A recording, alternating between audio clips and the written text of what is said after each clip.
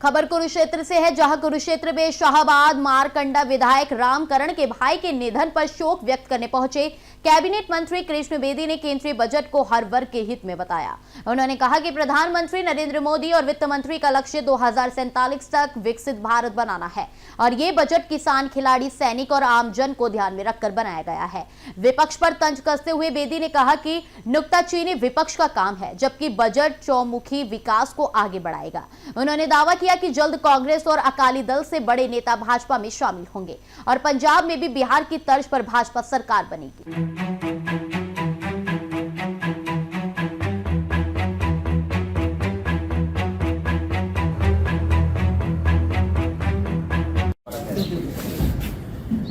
देश के माननीय वित्त मंत्री और देश के माननीय प्रधानमंत्री जी एक सोच लेकर चले हैं कि 2047 में विकसित भारत बने, दुनिया का सिरमौर बने, आर्थिक तौर पर भी, वैचारिक तौर पर भी, शैक्षणिक तौर पर भी और सभी विषयों में भारत देश दुनिया का प्रतिनिधित्व करे।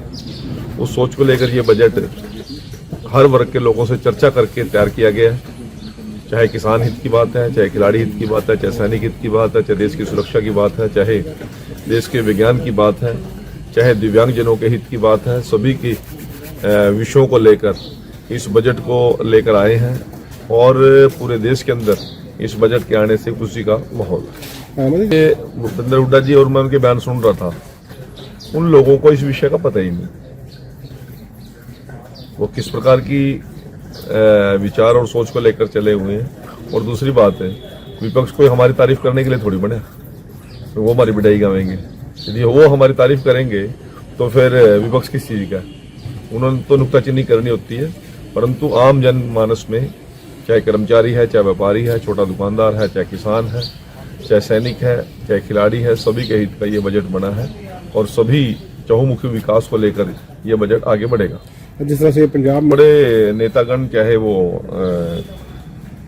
अकाली दल से संबंधित हैं, कांग्रेस से संबंधित हैं और चाहे आम आदमी पार्टी से, लगातार संपर्क में आने वाले दिनों में बम्पर ज्वाइनिंग अन्य पार्टियों की होगी। और कल नवजोत कौर सिद्धू जो पूर्व मंत्री रही, पूर्व सांसद, और नवजोत सिद्धू की धर्मपत्नी है, उन्होंने भी कल कांग्रेस को अलविदा कह दिया। आज सभी दलों के अंदर न्यूनतम पजार है और सभी की निगाहें केवल भारतीय जनता पार्टी पर लगी हुई हैं। 100% पंजाब के अंदर भी हम बिहार और अन्य प्रांतों के तर्ज पर सरकार बनाने का हम काम करें। प्रधानमंत्री जी ने एक ऐतिहासिक काम, 2 एयरपोर्ट का नाम संत शिरोमणि रविदास जी महाराज और उनके शहीदों के नाम पर रखने का काम किया, सराबा जी के नाम पर।